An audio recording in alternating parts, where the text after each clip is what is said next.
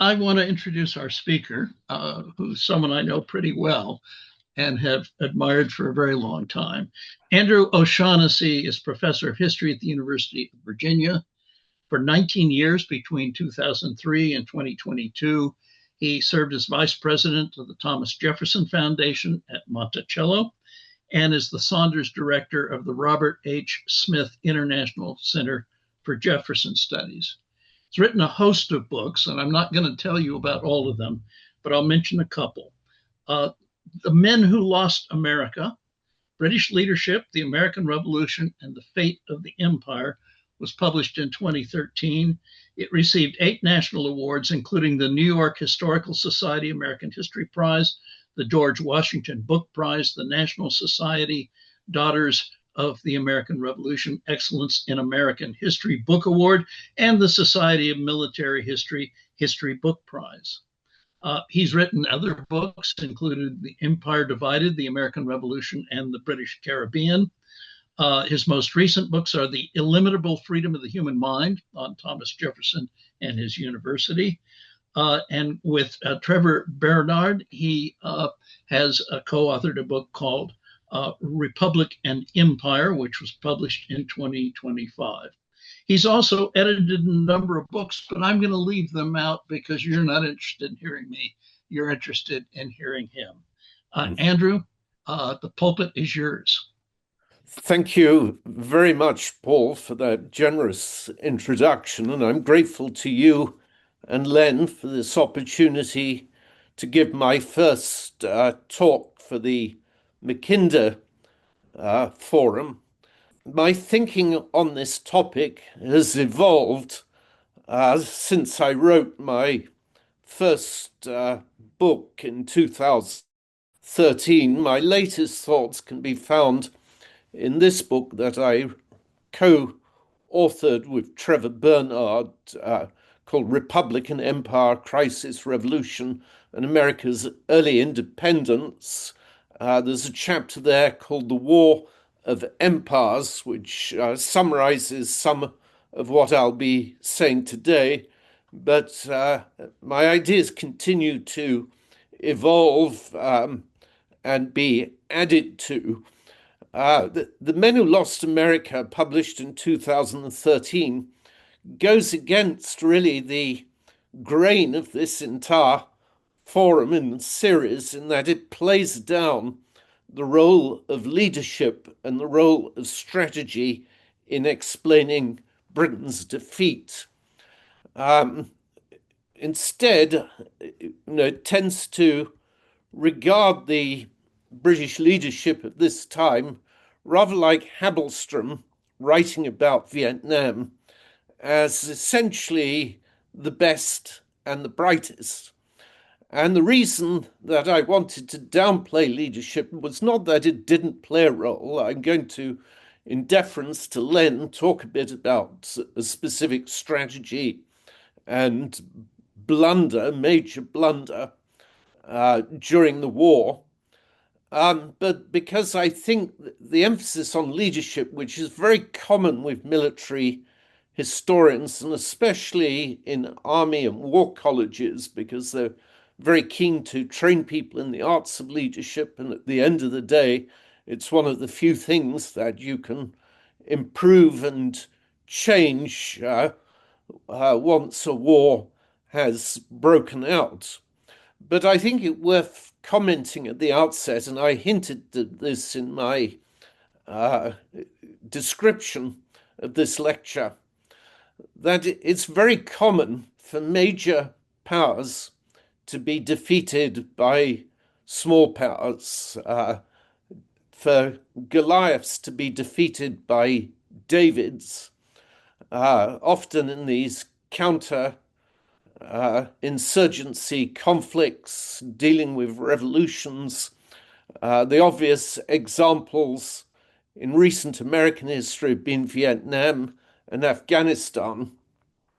And I do not think that the failures can be simply explained by bad leadership. On the contrary, Habelstrom was right. I mean, he was talking about the Vietnam War Cabinet, military leadership, arguing they were some of the best America had ever had.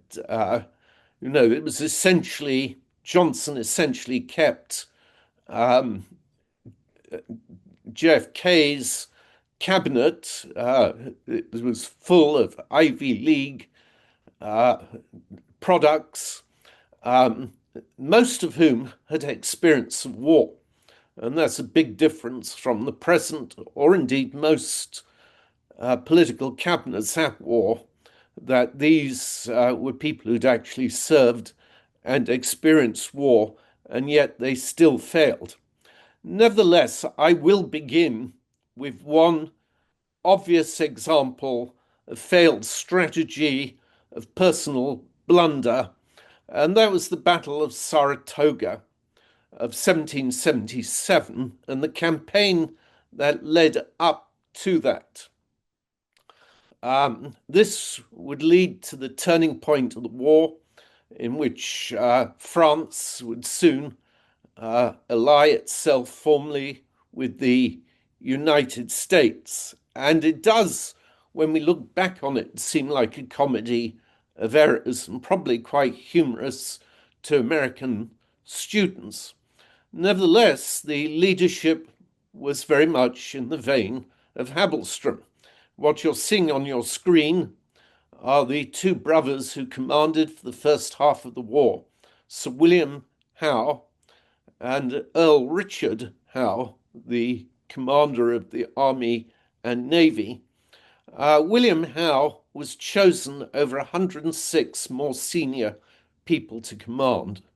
The British adopted very much what they'd done in the 7 Years' War, promoting really very young people with experience of fighting in that area. So he'd fought in America during the French and Indian War.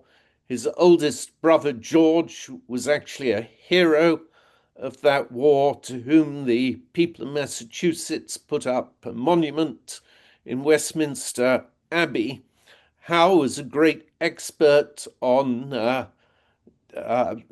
using very mobile tactics, using small groups of men to ambush and really to counter the kinds of tactics that were going to be adopted by the Americans. It may seem like pure nepotism that his brother should be in charge of the Navy. It confirms a lot of our perceptions of the British military in the 18th century. But he refused to serve unless his brother was put in charge of the Navy. And that was very smart, because the great problem in wars to the very present is trying to coordinate the various arms of the military.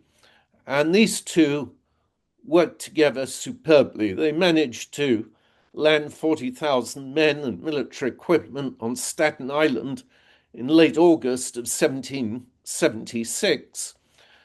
Richard Howe actually became a hero in his later life, owing to his victories against the French, and specifically a battle called the Glorious 1st of June, which I think was 1793. He was, in many ways, a pioneer in amphibious warfare. He may even have designed the craft whose bows would open up and land soldiers who are able to quickly run off their ships, much like D-Day, except he was doing it in 1776. They are two of the leading protagonists in what I described as a blunder, a comedy of errors. The two other protagonists are Sir John, rather just John Burgoyne. He never became Sir.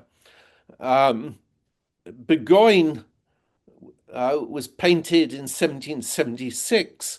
This was commissioned by his commander-in-chief during the 7 Years' War, what is here the French and Indian War, in admiration for his military abilities. The Portuguese regard him as a hero because he successfully defended Portugal against Spain during that conflict.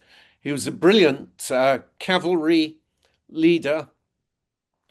After the war, he went round Europe making notes on the leading militaries of Europe. He visited Austria, Prussia, Spain, and it's really quite an impressive document, not least for its sociological insights, because he points out that Britain couldn't simply imitate and copy necessarily some of the strengths of these other militaries, because it might not be appropriate culturally. And the example he gave was Prussia. He said the average English soldier would refuse to be basically a slave and to be just totally obedient as the average Prussian. And finally, Lord George Germain is the civilian who oversaw really the entire war as Minister for and Secretary of State for the American colonies.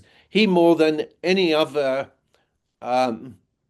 British politician, has been blamed, for those who emphasize the blame on the politicians rather than on the military.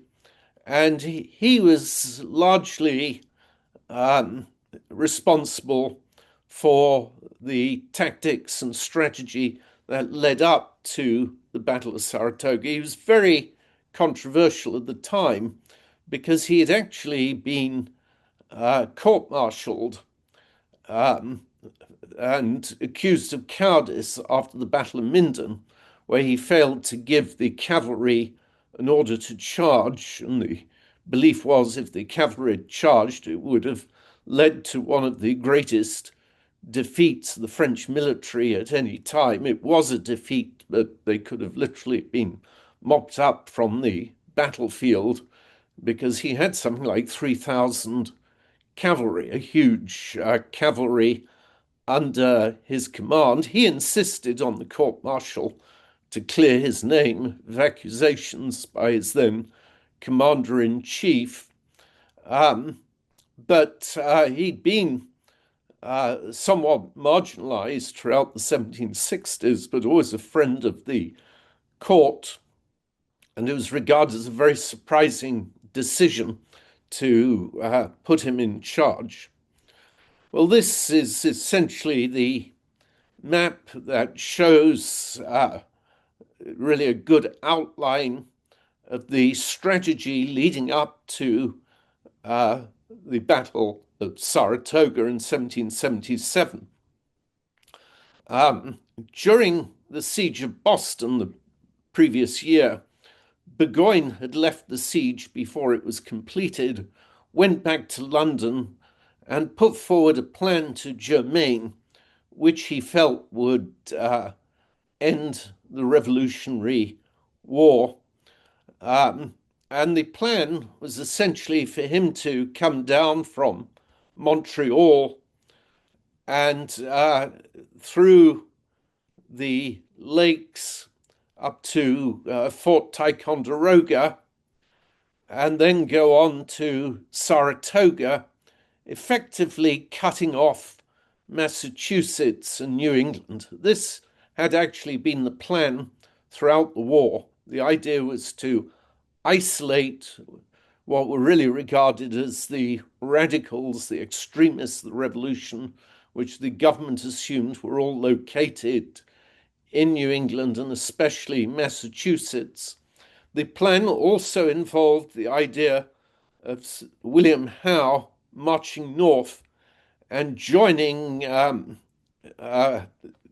Burgoyne at Albany. And there would be another three-pronged attack, although it was never the plan as wrongly shown in this map, but this has always been the assumption subsequently, that Barry St. Ledger would march through Lake Ontario and encourage basically a loyalist rebellion by the Native Americans, by loyalist settlers in that area who were thought to be predominant. And this would be a way of trying to deflect and to draw off patriot plans. Well, it all went terribly wrong. William Howe never marched up to Albany. Instead, he marched south to Philadelphia and took Philadelphia, leaving an insufficient garrison in New York to be able to relieve Burgoyne. Burgoyne took Fort Ticonderoga, but he never got further than Saratoga. And after the defeat at Saratoga, all the leading figures blamed each other and helped to reinforce this blame game and emphasis on leadership. Burgoyne blamed Howe for not coming north to meet him. Howe essentially blamed, and this was fought out in Parliament where all were members, blamed Lord George Germain for not giving explicit enough orders for him to march north. And Germain essentially blamed the Howe brothers. In reality, none of them had expected help. Burgoyne, when he proposed his plan, thought that northern New York was so loyalist that he would have no trouble reaching Albany. And he did not start to emphasize the need for reinforcements or for how to march north until things started to go dreadfully wrong. In fact, he was very aware that Howe was going to go down to Philadelphia and must have realized he wouldn't possibly be able to get north in time to help him. Howe had dithered and had gone through 3 different plans, having failed to get the reinforcements that he wanted for his campaign. But he'd been very explicit with Germain that he intended to take Philadelphia, which had been the capital of the Revolution, where the Declaration of Independence was written, and had said that he wouldn't be able to get north to meet Burgoyne. He waited in New York until he knew that Burgoyne was safely at Fort Ticonderoga. And frankly, they both thought that once he took Fort Ticonderoga, the rest would be very easy. The fact that it went wrong has always been presented as a mix-up of failed communications, a bad strategy. But in reality, the various participants were quite clear about their role, and why this strategy went wrong was a result of presumptions. And the major error was to think that the majority of people in America supported Britain. And they believed that because that's what they were told by American loyalists, a number of whom were living in London. And they therefore expected Howe, when he arrived in Pennsylvania, was very surprised to receive any opposition at all. Burgoyne, in giving evidence in Parliament after the Battle of Saratoga, said he was amazed that people he didn't even know existed in the Hampshire grants suddenly came out against him. He said when he reached Ticonderoga, he outnumbered the opposition by about 3 to 1. By the time he got to Saratoga, he was outnumbered 4-1 by his opponent, Horatio Gates. And he said the Continental Army, far from being an ill-disciplined mob, were as good as any European soldiers. And it's the failed assumptions. What is curious is that this was the strategy the previous year. And clearly, getting to Albany had never been regarded as terribly important. In the previous year, a different commander marched down from Canada, and Howe, rather than going up to Albany, went into New Jersey. He was never criticized. Instead, the commander in Canada, Carleton, was criticized for not taking Fort Ticonderoga, but he wasn't criticized for not making Albany. And indeed, there was no plan as to what happened once they met at Albany. And if the idea was just to unite the two armies, it could have been done much more easily by simply sending Burgoyne to New York.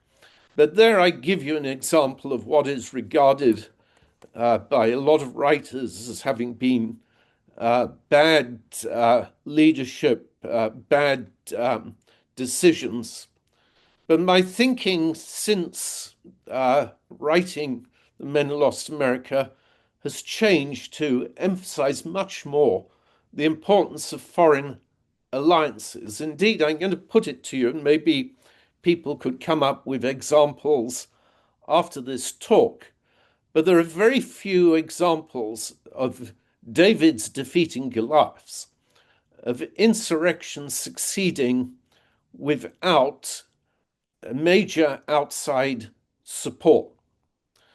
A good example would be the support given to Vietnam by the North and by China.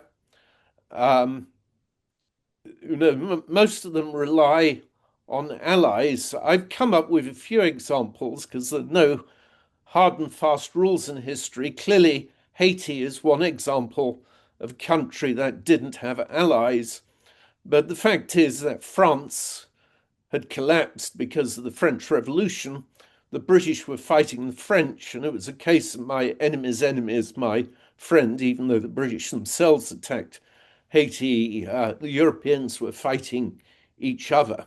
I suppose another example might be Ireland in 1927, when the British finally just pulled out. And it wasn't clear that the insurrection had really succeeded. They'd killed Michael Collins. The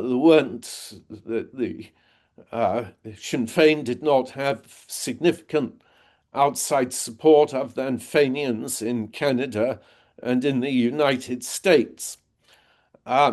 So there are some examples, but I'd suggest most insurrections fail without alliances. A good example would be the Confederacy during the American Civil War. The Confederates had always hoped to get either France and England or both on their side against the North. And generally, you rely on foreign allies. And this, I would argue, played a huge role in the American Revolution.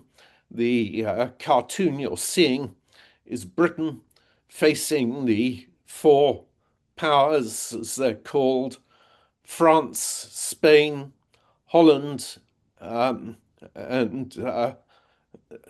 also the Maratha power in Confederacy in India. And the entire rest of Europe was engaged in something called the League of Armed Neutrality, which was basically a hostile trading alliance against Britain. Indeed, this has been described as one of the only conflicts other than 1940 when England was really fighting alone. In the 7 Years' War, they had their alliance with Prussia. They had certainly tried very hard to involve people like Catherine the Great in Austria, but they failed.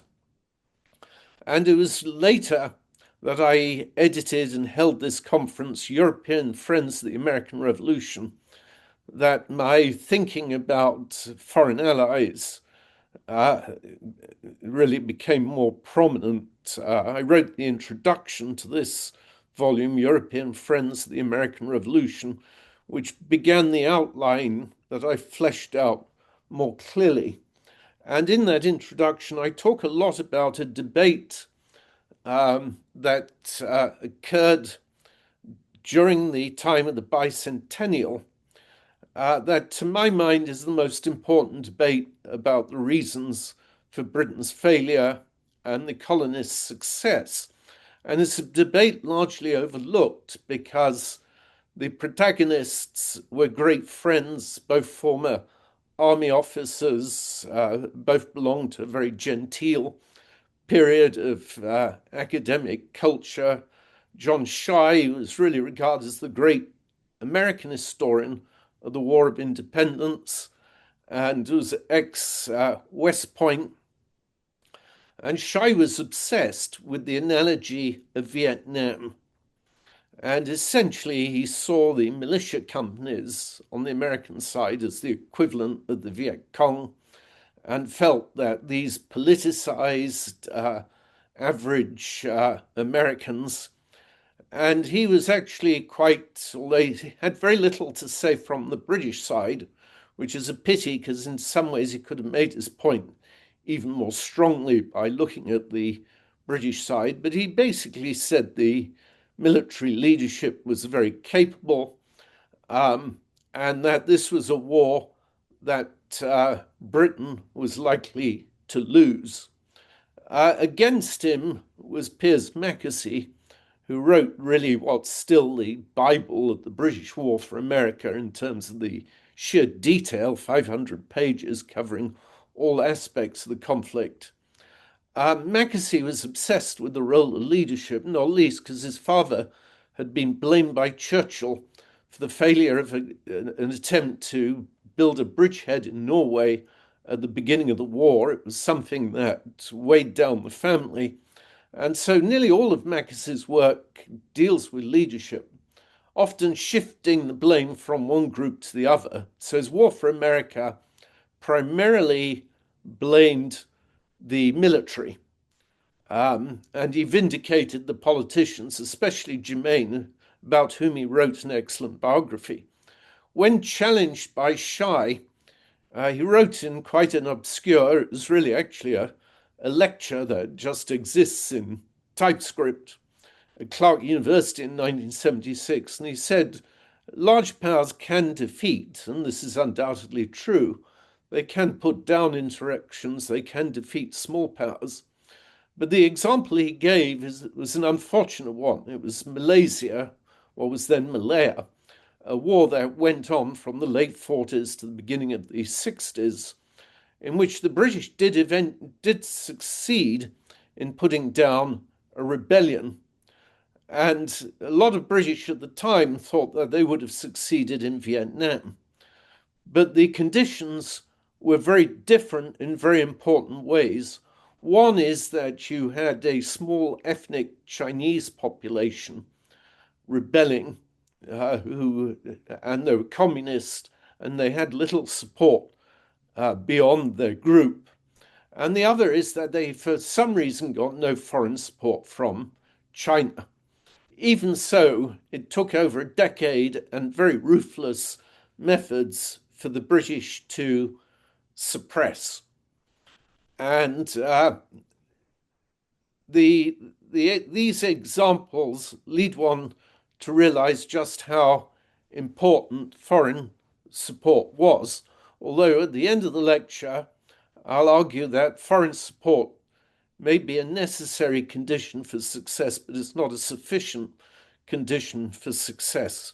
But it played a big role in this war, which right from the very start, the fact is France bankrupted itself supporting America. And that bankruptcy would lead to the calling the States General and the French Revolution. And the French were helping the Americans right from the very start. This is someone called William Bingham, and he was the American agent in Martinique and later San Eustatius, who was getting supplies up to the American forces when the British were defeated at Saratoga. A lot of Americans were carrying French guns, wearing French uniforms, specially made, of course, for them, and using gunpowder that the French had brought from places like Holland. They couldn't have succeeded by themselves because America didn't even produce saltpeter.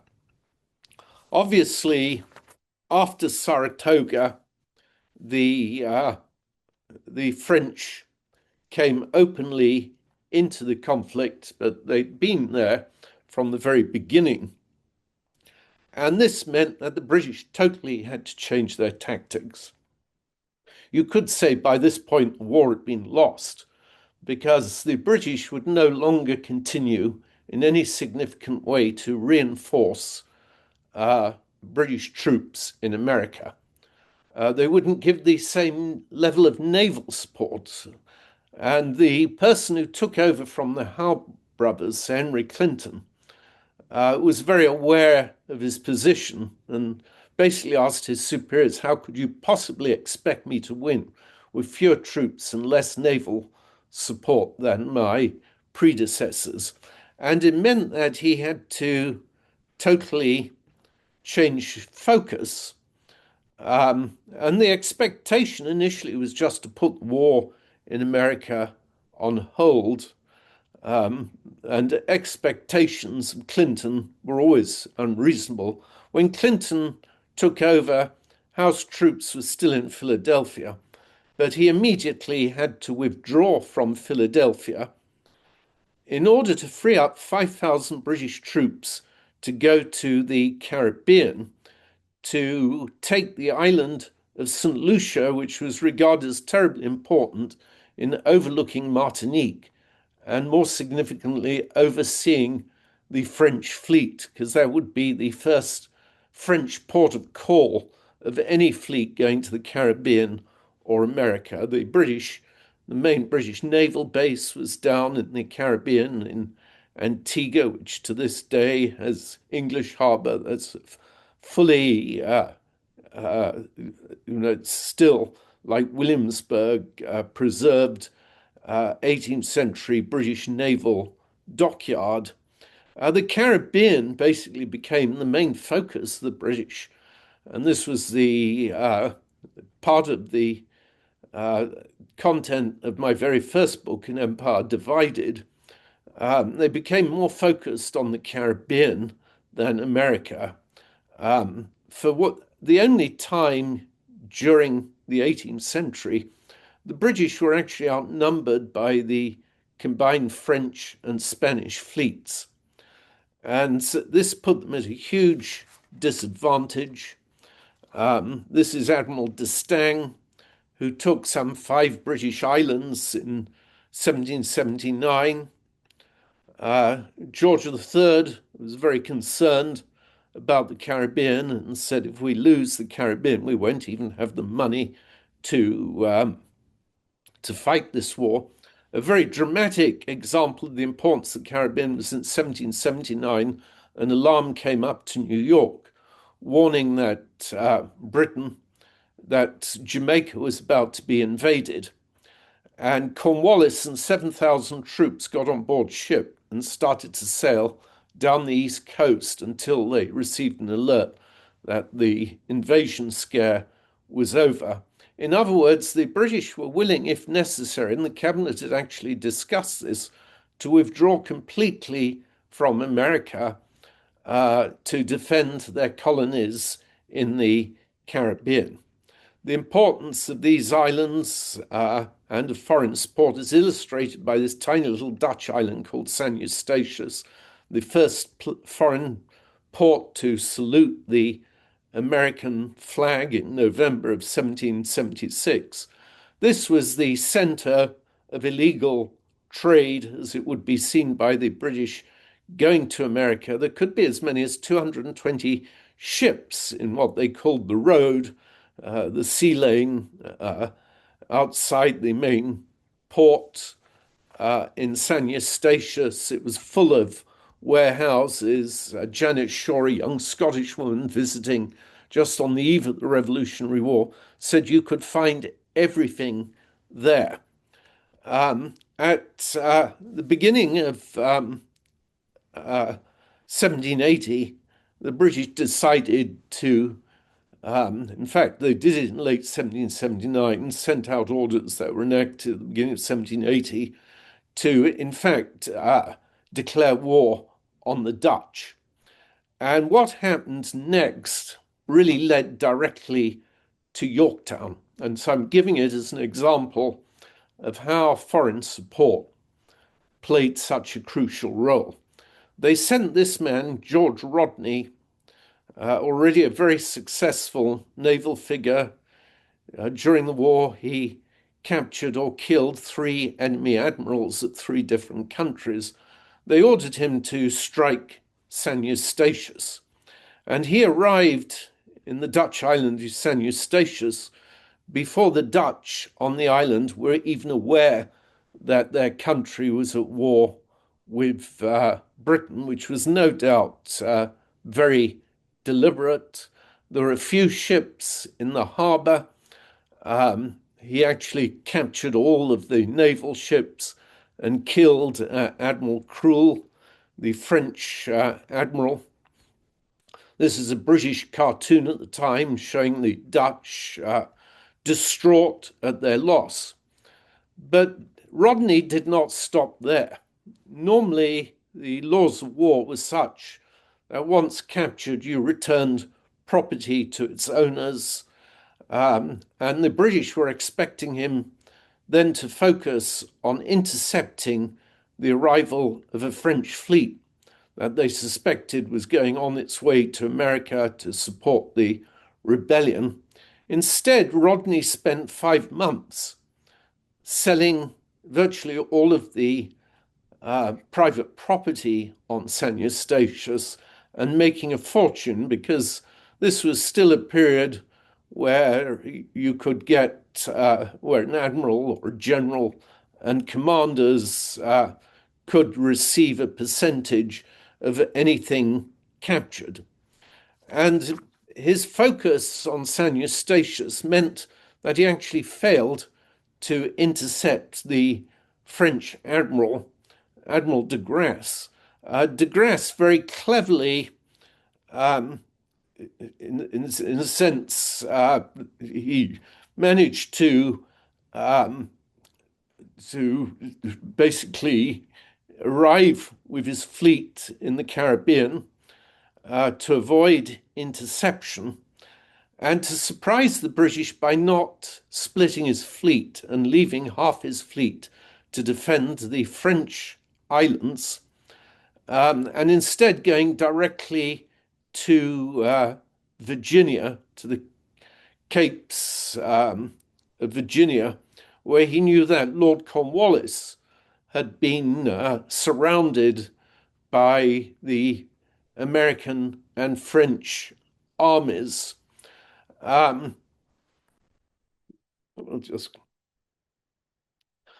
so it essentially led directly to the Battle of Yorktown. And if de Grasse had not been able to get there, it would have been easy for the British Navy to simply remove Cornwallis from the siege along with his troops and fight another day. After the Battle of Yorktown, de Grasse refused to stay around. Instead, he once again focused on the Caribbean, taking the islands of St. Kitts, Nevis, and Montserrat in the Leeward Islands. Contemporary prints basically showed Britain's entire empire folding. But I wanted, and here's a good example called the Botching Tailor with Lord North and the drapes of both the empire and the Constitution at his feet. But in actual fact, the American Revolutionary War was not a total defeat for the British. It actually ended in victory in several theatres, most notably in the Caribbean, where Rodney went on to defeat and to capture de Grasse. Rodney would be portrayed as St. George defeating the dragon, the only public monument erected by any British colony is in Spanish Town, Jamaica, and is a statue of Rodney by one of the great statue makers of the day. He became one of the most popular heroes in Britain until Nelson and Trafalgar. Another example, which is a British defeat, was the British sending Nelson down to Nicaragua with the idea he would take the San Juan River and Lake Nicaragua and divide the Spanish Empire and cause uprising there. I mention this briefly simply because if the British had sent the same force to West Florida, they may have been able to retain a Florida in the South. The Floridas were not involved in the American Revolution. West Florida was under Spanish control, East Florida under British control. And it was not just the modern state of Florida. West Florida was basically everything that Jefferson was purchased in the Louisiana land purchase. It went all the way to New Orleans. It would have been a very significant, but the British instead put their resources into Central America. Elsewhere, though, they were very successful. Gibraltar, the longest siege in British history, the British withstood it against the Spanish and French. In India, Cornwallis, of course, went on to be a hero and to capture much of southern India. This shows his victory against Tipu Sultan. So let me end by firstly saying, once again, foreign allies are almost a necessary but never sufficient condition.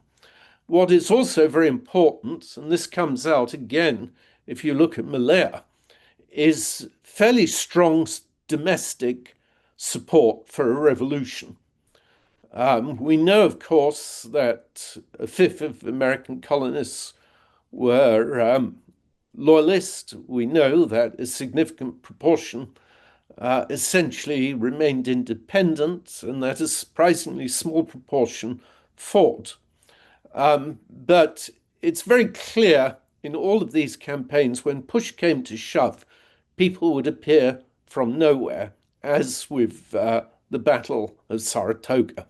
And all the reasons that Americans traditionally believe and are taught about their war, the importance of George Washington's leadership, etc., the capabilities of the Continental Army, the role of militia, all of these factors were, of course, very important. In the very final chapter of The Men Who Lost America, I give a whole list of reasons why the British lost. And these, of course, were all contributory. The British army was very small by European standards.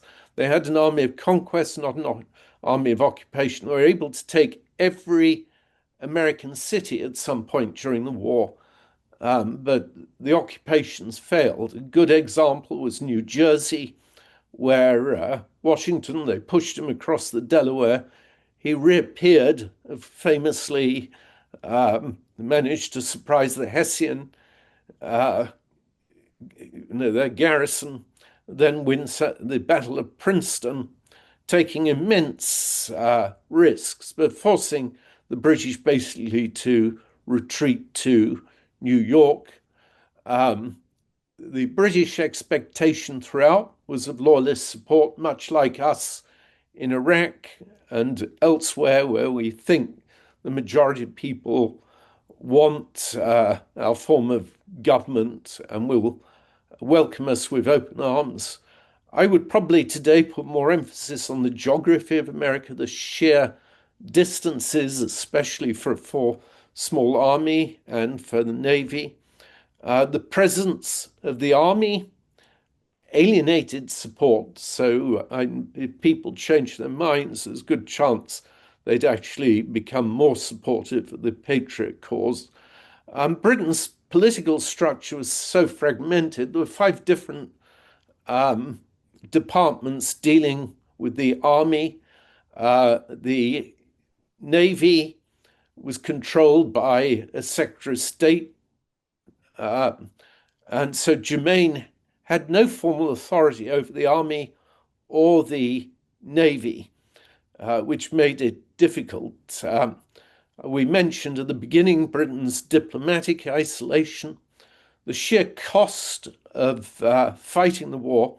And finally, I would point out that in reality, the Davids never do totally defeat the Goliaths. We've seen the British ended up preserving much of the rest of their empire, which was larger by the time of George III's death than it had been in 1776. America, clearly the United States, was not defeated by the Vietnamese in the kind of larger global meaning. But what does happen is that the cost of fighting a war, the public support, if it's a regime in which public support is important, that often changes, and the perception that the gains are worthy of the sacrifices changes. And so what is very significant is by early 1782, after Yorktown, even the military members of the House of Commons and the House of Lords are voting against the war. George III wanted to continue, so did Germain. They argued Yorktown was just a setback.